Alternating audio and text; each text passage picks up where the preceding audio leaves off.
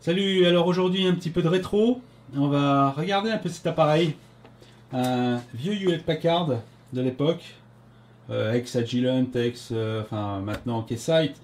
C'est un vieil appareil qui était dans une gamme d'appareils modulaires à plusieurs éléments. Ce qu'ils appelaient ici c'est le 5300A système de mesure. C'était un système modulaire. Ils appelaient ça des plug-ins plutôt que plugins. Qui était constitué d'éléments, ici deux à chaque fois, un élément d'affichage en haut qui est le 5300 et en dessous des éléments divers et variés, des compteurs, des fréquences mètres, des voltmètres, toutes sortes de choses qui pouvaient se mettre dans ce boîtier là. C'était vraiment un système modulaire qui en plus pouvait supporter une batterie entre les deux éléments. Ici ils appelaient un plug between qui est un système portatif autonome. Alors ici j'ai la version avec l'afficheur et un compteur universel à deux entrées, un 50 MHz d'un côté et 5 MHz de l'autre, quelque chose comme ça. Simplement l'entrée 50 MHz contient un diviseur par 10 en plus. Donc ça, c'est l'occasion de parler de ce style d'appareil qui est un fréquence mètre, on va dire, un fréquence mètre, compteur universel, période mètre, tout ce qu'on veut. Ça fait partie des appareils de base dans les labos de mesure. C'est vraiment le truc qui permet de mesurer une fréquence d'un signal.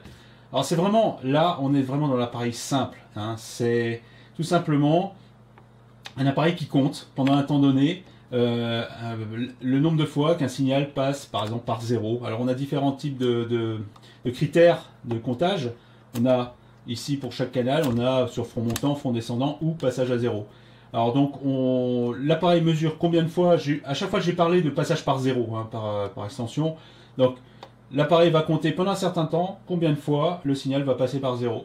Alors, c'est tout simple, hein. Soit ça va être l'appareil, lui, qui va compter combien de fois le signal, ici j'ai pris un générateur BF pour l'exemple, lui il va mesurer combien de fois le générateur va passer par zéro, et il va afficher selon le temps où il aura mesuré le nombre de fois où il est passé, et il va en déduire la fréquence.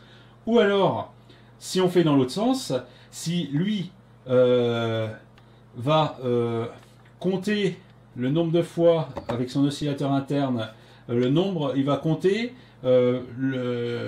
entre deux passages à zéro du signal d'entrée. C'est-à-dire qu'en fait, la base de temps, c'est-à-dire ce qui va générer la durée pendant laquelle on va compter, ça va être l'appareil qui est mesuré. Alors ça permet soit de travailler sur une période, dans ce cas-là, ce qui permet de donner la durée pendant laquelle on va mesurer un certain nombre de trucs, ou dans l'autre sens, le nombre de trucs qu'on aura mesuré pendant une certaine durée. C'est-à-dire qu'on peut fonctionner donc en fréquence mètre ou en période mètre. Hein. C'est toujours un fonctionnement entre deux oscillateurs, un de référence qui soit compte, soit est compté. C'est selon le sens où ça passe. Donc, mais c'est toujours le même principe, c'est simplement un signal qui rentre dont on mesure une fréquence et un oscillateur de référence qui fonctionne dans un sens ou dans l'autre. Donc, si on a des signaux très lents à mesurer, il vaut mieux mesurer, compter le nombre de fois où lui va passer par zéro ou va faire d'impulsion, et auquel cas on aura une durée, sachant que son oscillateur interne est de 10 MHz. Le nombre de cycles de 10 MHz qu'il aura entre deux passages à zéro de la source donne la durée du signal. Par contre, quand le signal d'entrée est très rapide, il vaut mieux lui qui compte pendant une durée le nombre de fois où le signal va passer par le zéro. Voilà. Il va compter ou calculer soit le nombre de passages, soit le temps que va prendre un certain nombre de passages. Donc voilà, c'est tout simple, c'est tout bête. Voilà, donc là, je vais l'allumer. Donc là, on a l'afficheur à l'ancienne par excellence, afficheur à LED très rouge. Alors je ne sais pas si sur la vidéo ce sera aussi rouge que ce qui est affiché là, mais bon, c'est bien rouge foncé. Alors ce sont des afficheurs à points et non pas à segments. Mais ce ne sont pas des trucs alphanumériques, hein. C'est simplement à l'époque, il n'y avait pas de LED de grande longueur, c'était des petites LED qui sont câblées entre elles pour faire des segments. Alors donc voilà, ici on a simplement par canal un réglage du seuil de comptage, hein. C'est un seuil électrique, hein. C'est pour dire à partir de quand c'est la sensibilité du signal d'entrée. Donc ici, choix entre front montant, front descendant au passage à zéro. Ici, le temps pendant lequel on va compter. Ou ici, le nombre le nombre de cycles de l'horloge interne entre deux passages à zéro. Ça, ici, on est en période mètre. Alors qu'ici, on est en fréquence mètre. Ici, la sélection de la source, canal A ou canal B. Ou alors, des mesures qui utilisent les deux sources en même temps, ce qui permet d'utiliser une source comme départ et fin du comptage. Alors, il y a par exemple TI A to B, c'est simplement l'entrée A va donner le top départ, l'entrée B va donner le fin de comptage, et ici va compter le nombre de cycles de son oscillateur entre les deux, ce qui permet de travailler les deux signaux en même temps. Donc voilà, c'est à peu près... Alors il y a des systèmes dedans pour faire des moyennes de mesures, etc. Donc bon, il y a toutes sortes de petites choses supplémentaires pour avoir des mesures plus précises, etc. Mais néanmoins, voilà, c'est vraiment extrêmement simple. Alors, contrairement à ce qu'on voit habituellement sur des fréquences mètres, ce sont des compteurs avec assez peu de chiffres. Ici, il n'y en a que 6. Alors, je vais allumer le générateur BF à côté. Ouais, le générateur il monte jusqu'à 10 MHz. On va faire quelques expériences rapides avec pour montrer comment ça fonctionne et voir que finalement, avoir que 6 chiffres, c'est pas forcément trop grave. On peut réussir à avoir des chiffres supplémentaires pour peu que l'oscillateur interne ici soit suffisamment précis. S'il n'est pas assez précis, alors il y a un moyen quand même de s'en sortir, c'est qu'il a une entrée externe où on peut mettre un oscillateur de référence. Alors par exemple ici j'ai un oscillateur de haute précision, par exemple ça. Alors ça c'est un oscillateur à four, à double four, même il y a deux fours l'un dans l'autre. Ça c'est un 5 MHz, mais bon, c'est souvent 10 MHz. On peut utiliser ce genre d'oscillateur de référence qui est extrêmement précis. Il est aussi précis que les horloges à rubidium, sauf que la fréquence dans l'absolu est un poil moins précis. Mais on est assez proche hein, dans ce style de truc. Bon, c'est assez gros, hein, et ce n'est qu'un quartz avec un oscillateur, mais qui est protégé par un four qui est chauffé et qui est vieilli suffisamment longtemps pour être stable. Donc on peut utiliser ça pour gagner des chiffres. Alors, déjà, on va essayer, simplement, je vais mettre un signal de 2,5 MHz. Hein, je prends un signal sinusoïdal, 2,5 MHz. Hop, on va se mettre là. Comme ça, 2,25, allez, 2,25 MHz. Et voilà, toc, je mets en sortie. Donc,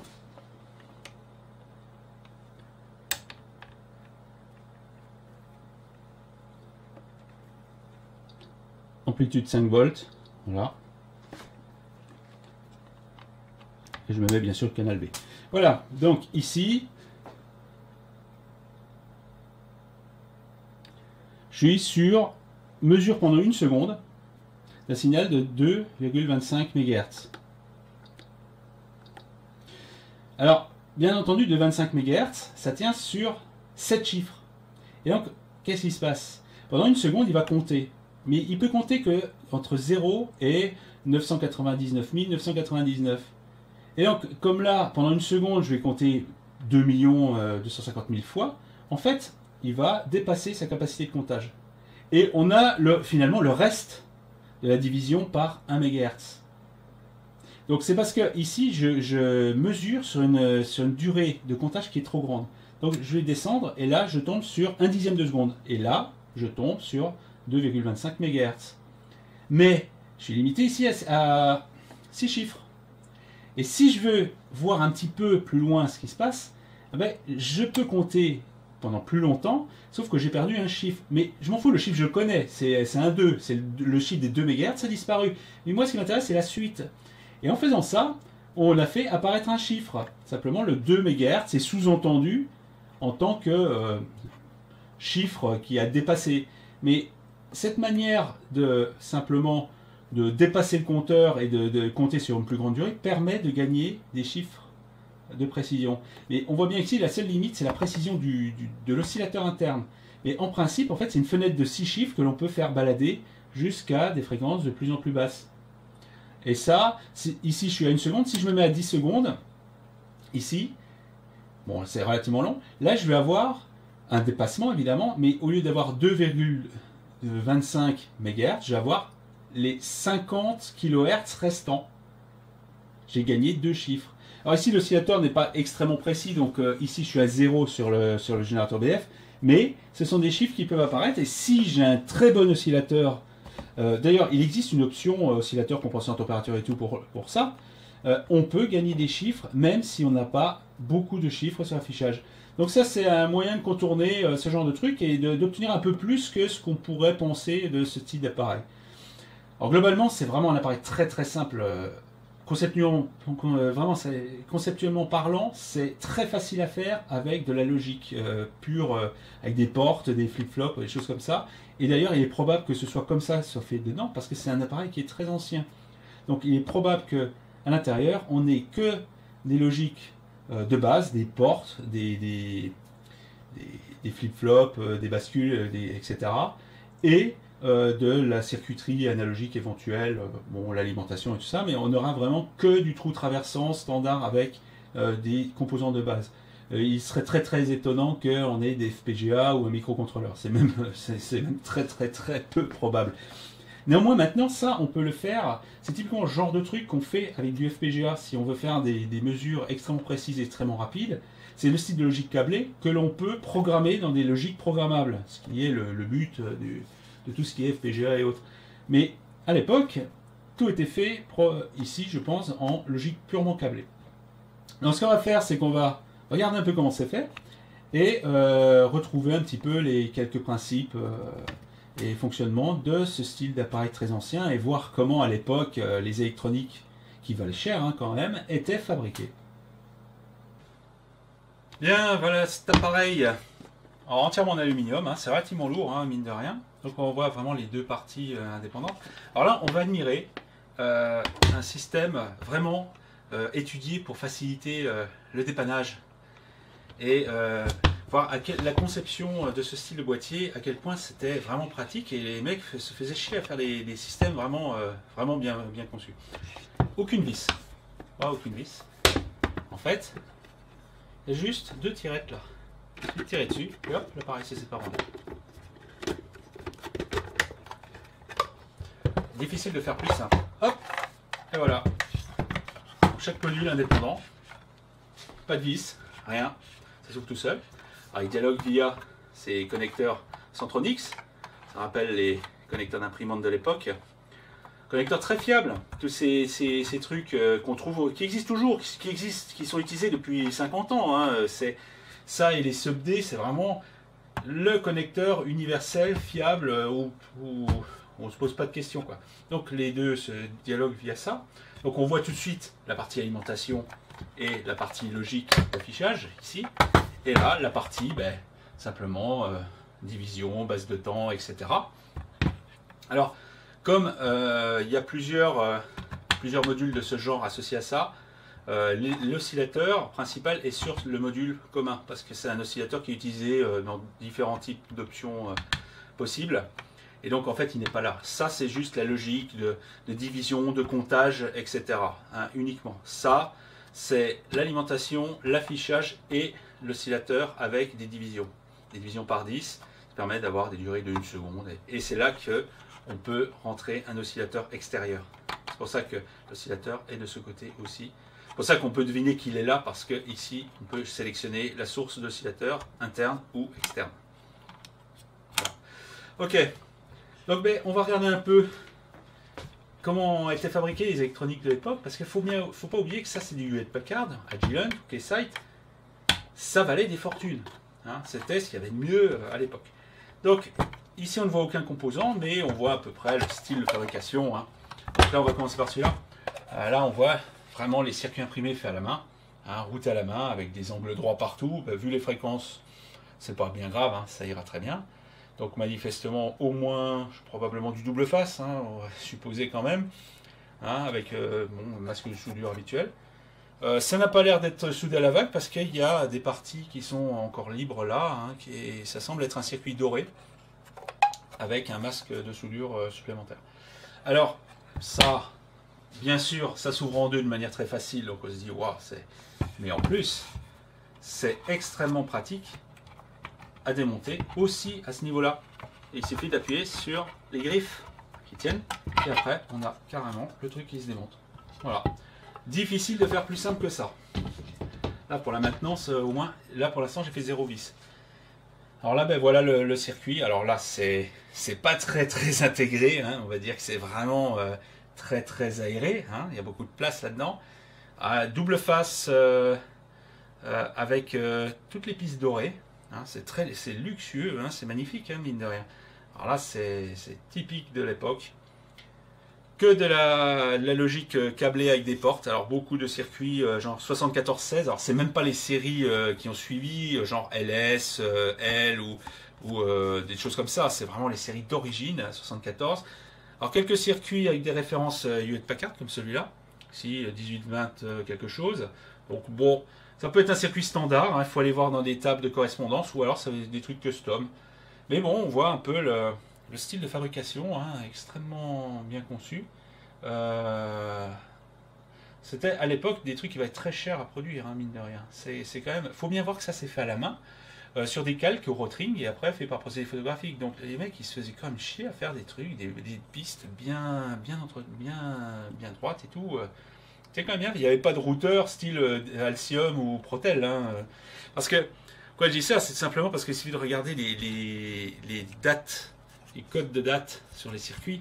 Celui-là, c'est 73-26, dans 26e semaine de 1973. Alors, ils sont tous à peu près de 73. Là, j'en ai un de 72, 50e semaine de 1972. Donc, ce sont des circuits qui ont plus de 40 ans. Faut bien voir ça, ça a plus de 40 ans. Et c'est comme neuf, hein, vu comme ça, ça n'a pas pris une poussière ni rien, c'est nickel, hein. Donc, il y a 40 ans, il n'y avait pas Protel ou Eagle ou des choses comme ça, hein. Donc voilà, c'est vraiment, là c'est l'électronique à l'ancienne, trou traversant, et surtout les styles de composants utilisés. Par exemple les résistances, tout ce qui était pas très critique, alors on voit ici les styles de résistance carbone aggloméré. Bon ça maintenant ça n'existe même plus, il n'y a que les audiophiles pour penser que ça marche bien, mais ce sont des résistances vraiment déplorables. Ici c'est mis vraiment dans les endroits où ça n'a vraiment aucune importance. Sinon, là où il y a de l'importance, comme ici, voilà, là, ce sont des résistances à couche métal, exactement les mêmes que ce qui existe actuellement. Même la noire ici, ce sont des séries qu'on retrouve chez Vichet ou Sfernice, enfin à l'époque c'était Sfernice, mais Vichet ou des choses comme ça. Ce sont des séries qui existent encore. Et ça, ce sont des résistances couche métal de haute stabilité, et ça existait déjà il y a 40 ans. Alors tout ce qui est condensateur, à l'époque c'était les céramiques, c'est pareil, il y a les céramiques de base comme ça qui étaient tout pourris, qui sont pour le découplage, et des céramiques plus stables, là c'était du mica argenté.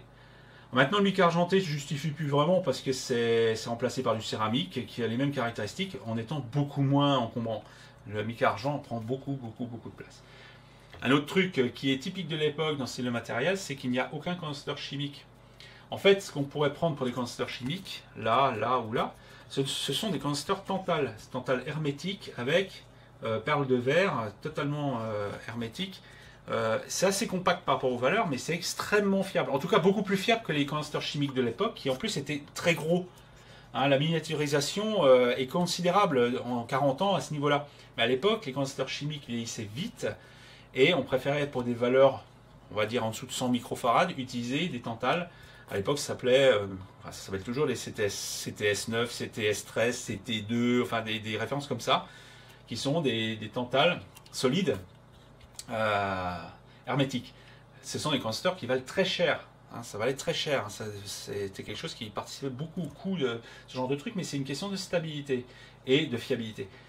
Alors ça n'a rien à voir avec les condensateurs Tantal-Goutte qui sont beaucoup moins fiables et qui ont cette tendance à faire des courts-circuits un peu partout, même si ça peut arriver avec ce genre de composants. Mais ils sont quand même beaucoup plus fiables et beaucoup plus stables. Et ils supportent très bien des surtensions, c'est assez robuste à ce niveau-là.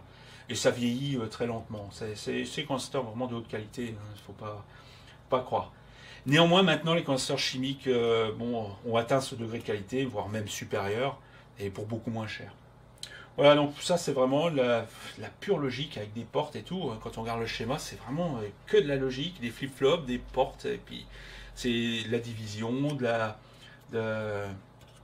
une base de temps qui est générée ici, des signaux de synchronisation, et puis voilà, il n'y a que ça, quoi. C'est très simple. Puis tout câblé à la main et tout, hein. Bon, rien de spécial à ce niveau-là, à part vraiment des trucs typiques. Alors il y a quelques, je sais pas s'il y en a ici, quelques circuits avec des bandes dorées, Est-ce qu'il y a des... Ouais, il y a quelques circuits a priori en céramique. Hein, celui-là par exemple. Ça c'était un truc céramique. Il y en a quelques-uns en céramique. On voit en sandwich comme ça. Céramique noire. Voilà, ça c'est un des deux circuits. Alors on va regarder un peu l'autre. L'autre contient l'alimentation et les afficheurs.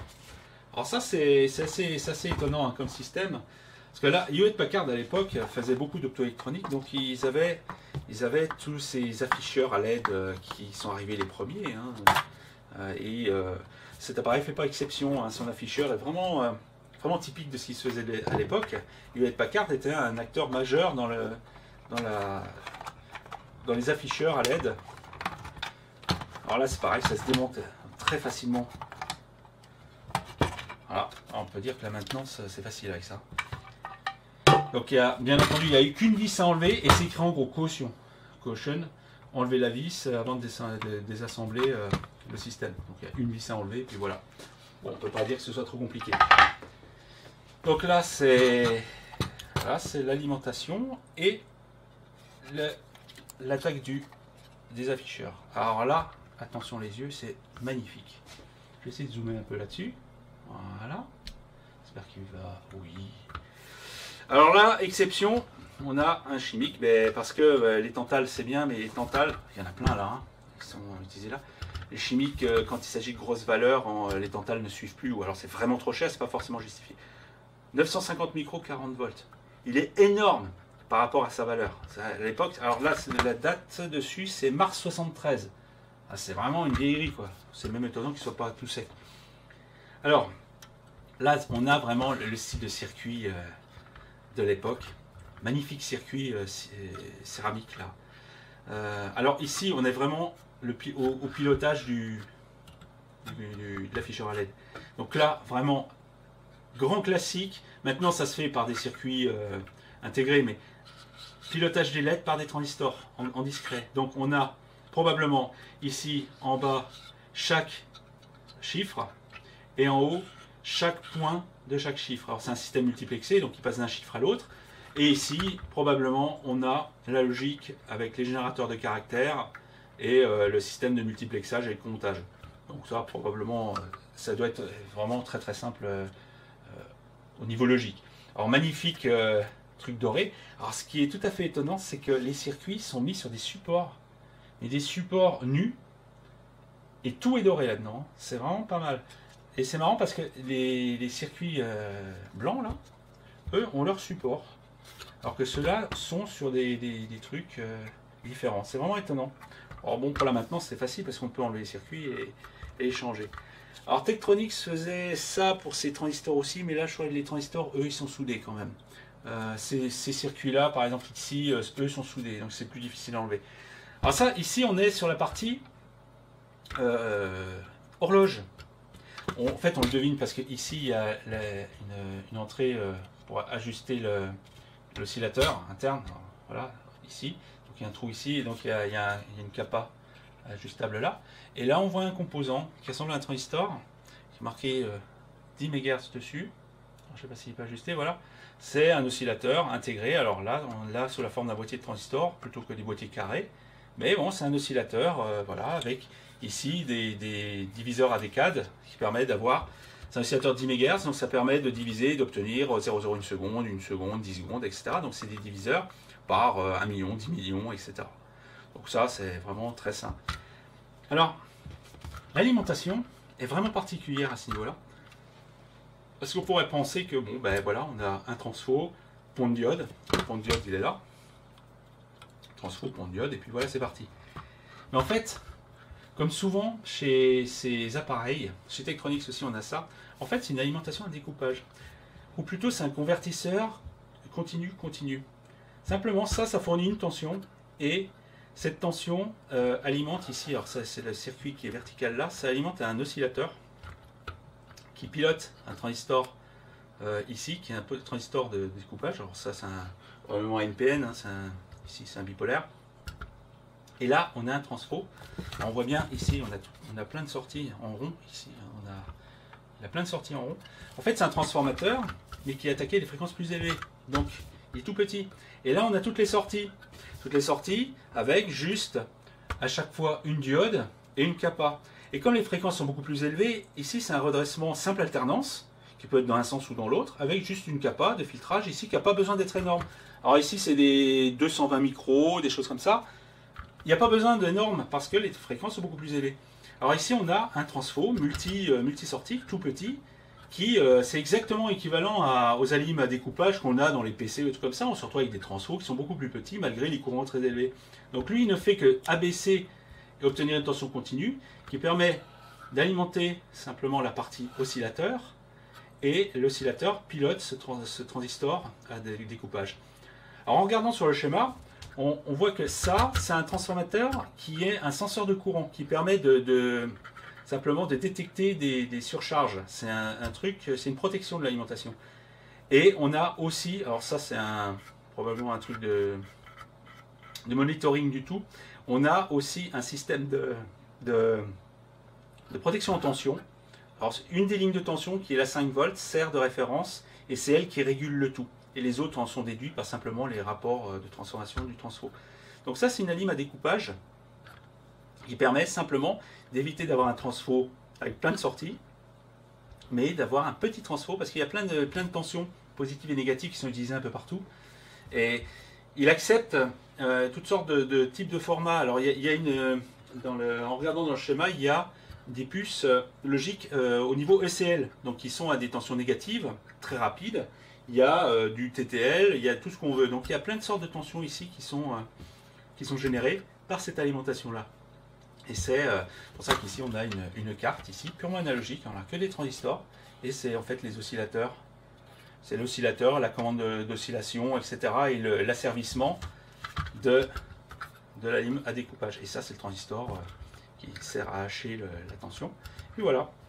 Donc c'est vraiment, c'est assez chiadé hein, comme système. Hein. Et là c'est fabriqué exactement comme l'autre, circuit doré et tout, c'est magnifique. Hein. Et là on a toutes les tensions. Il y a quand même des choses qui sont indiquées, 3 volts 5. Ici on a du moins 15, on a du plus 5. Il y a plein de tensions de toutes sortes. C'est vraiment moins 5. Voilà, c'est plutôt compliqué hein, comme truc. Hein. Donc voilà, c'est truc vraiment, c'est quand même assez étudié, hein, mine de rien. Mais c'est marrant, ce système vraiment modulaire. Alors ça vraiment, je trouve ça magnifique, ces puces-là. Alors, je me pose une question. Alors peut-être que quelqu'un connaît la réponse, hein, par les plus anciens, peut-être encore que moi, qui ont travaillé dans le domaine. Dans les années 70, ces puces étaient très souvent effectivement céramique blanche. Hein, on retrouve aussi dans la chef chez Vieux Tektronix, c'était la céramique blanche. Alors je voudrais savoir d'où vient c'est la couleur violette qu'on a retrouvée après systématiquement dans tous les trucs céramiques standards. Mis à part la céramique noire qu'on retrouve comme sur l'autre carte, souvent quand il s'agit de céramique, elle est soit noire, soit violette. Alors voilà des exemples. Alors si je suis en pur analogique, là ce sont des amplis off quadruple, ce sont des trucs à boîtier céramique violette. Et tous les trucs que j'ai en céramique violette de ce genre n'ont que cette couleur. Alors, il existe évidemment, par exemple, dans ce cas-là, ici des TL82 en céramique, qui sont noirs. Bon, ça, on pourrait. Bon, ok, très bien. Mais pourquoi c'est sinon violet? Alors, ça, c'est. Les boîtiers céramiques, bon, sont faits pour des raisons de fiabilité. Alors, il y a quand même une différence entre ces boîtiers-là, qui sont en fait des boîtiers céramiques, donc deux couches. Alors, je ne sais pas si vraiment. On a deux couches de céramique avec un sandwich. Et les pattes, par contre, sont pliées. Les pattes rentrent dans la puce et sortent. Alors ça, c'est une version militaire où on voit que les pattes ont des trous et sont faits de telle sorte que les contraintes et les fragilisations au niveau de la pliure sont minimisées. Donc c'est beaucoup plus résistant aux vibrations. Quand il s'agit de puces comme ça, alors là, on est dans l'étage au-dessus, c'est-à-dire que les pattes ne sont pas pliées, elles sont brasées, c'est-à-dire soudées à l'arc sur les côtés. Hein, il y a des pads sur le boîtier et les pattes sont mises dessus. Alors ça c'est d'une fiabilité encore accrue. C'est vraiment des trucs qu'on retrouve dans l'aérospatial. Tout est fait comme ça, quoi. Alors pourquoi? Alors que ce soit doré, ok, très bien, c'est pour des questions de corrosion. Mais alors pourquoi les céramiques sont souvent, très souvent violettes et non pas comme ici à l'époque blanches? Ça se fait plus des céramiques blanches. Moi Je n'en ai pas vu depuis très longtemps. Pourquoi sont-elles violettes dans énormément de cas? Par exemple, alors j'ai ça ici. Là, j'ai des processeurs, des vieux processeurs, mais grand public, hein. Donc en céramique. Pourquoi elles sont violettes? Vraiment, c'est vraiment étrange, hein. Comme par exemple ici un vieil AMD, mais céramique violette. Pourquoi? Si quelqu'un a la réponse, je serais vraiment intéressé de savoir historiquement d'où ça vient. Vraiment, ça m'intéresserait parce que pour moi, ça reste un mystère dont j'ai pas réussi à trouver l'explication vraiment sérieuse. Bon, néanmoins, voilà, vraiment le type d'appareil. 40 ans, hein, et encore toutes ses dents, hein, il fonctionne très bien, hein, il n'a pas trop bougé. C'est un truc un peu universel hein, qu'on peut utiliser. C'est un appareil qui peut tout à fait servir actuellement parce qu'on a toujours besoin de fréquence mètre. Voilà, c'est simple, efficace, compact. C'est vraiment représentatif de toute une époque, hein, de tout un système de fabrication industrielle qu'on retrouvait à l'époque et qui a complètement changé maintenant. Ça se fait plus du tout comme ça. Ce style d'appareil tiendrait dans une boîte d'allumettes maintenant avec un FPGA et serait beaucoup plus sobre et plus, on va dire, je sais pas, rapide, tout ce qu'on veut. Mais néanmoins, là-dedans, il y a toutes ces briques standards. Surtout par exemple ici, dans ce truc-là, on trouve toutes les briques, tout ce qui est flip-flop, synchronisation, division fréquence, peut-être des registres ou des trucs à décalage. Toutes les briques sont faites avec des portes. Chose qu'on fait maintenant simplement en écrivant du VHDL et puis les programmer des FPGA. Mais à l'époque, ça se faisait complètement. Et quand on regarde le schéma, ce n'est que de la porte qui est faite. Il y a quelques flip-flops tout faits, mais il y a aussi des portes qui sont recyclées en bascule RS ou choses comme ça. Donc, c'est quand même toujours intéressant de s'intéresser à ces appareils parce que dedans, il y a les fondamentaux qui existent toujours aujourd'hui, même si maintenant on s'occupe un peu moins de ces fondamentaux parce que c'est souvent pré-mâché et on s'intéresse à des trucs de beaucoup plus haut niveau. C'est pour ça qu'il ne faut pas oublier tout l'héritage de ces trucs-là et voir que déjà à l'époque, les mecs ils se creusaient la tête, surtout sur ces trucs-là où ne serait-ce que la maintenance, c'est quand même vachement bien étudié. Si tous les appareils pouvaient être aussi simples à démonter et à réparer, ce serait vraiment bien. Donc voilà, c'était juste un petit retour en arrière. 40 ans d'électronique nous regardent. Puis voilà, c'est quand même vachement joli ça, non?